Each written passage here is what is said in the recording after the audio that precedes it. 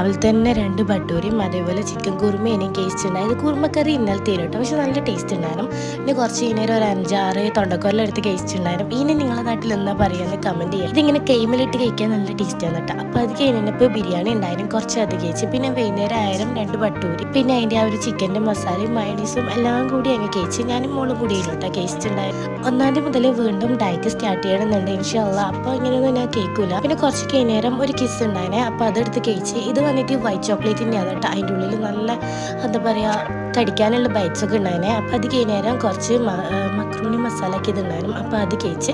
പിന്നെ ഒരു ബട്ടൂരിയും കുറച്ച് ബീഫ് കറി എടുത്ത് കഴിച്ച്. പാത്രം എടുക്കാൻ പോകാൻ മടിച്ചിട്ട് ആ ഒരു പ്ലേറ്റിൻ്റെ മുടിയിൽ തന്നെ ഇനോട്ട് കഴിച്ചിട്ടുണ്ടായത്. പിന്നെ കുറച്ച് ബിരിയാണി കഴിച്ചിട്ടുണ്ടായിരുന്നു. ഇത്ര മാത്രം കഴിച്ചില്ല കേട്ടോ. ചിക്കൻ പീസ് എടുത്തിട്ടുണ്ടായില്ല, നുള്ളിപ്പറിച്ച് എടുത്തതേ ഉള്ളൂ, പക്ഷെ കേൾക്കാനൊന്നും പറ്റില്ല. വീഡിയോ ഇഷ്ടമാണെങ്കിൽ ലൈക്ക് ചെയ്യുക, ഷെയർ ചെയ്യുക, കമൻറ്റ് ചെയ്യുക, സബ്സ്ക്രൈബ് ചെയ്യുക. അപ്പം ഇത്രേ ഉള്ളൂ. എന്നാൽ പിന്നെ നടക്കണം.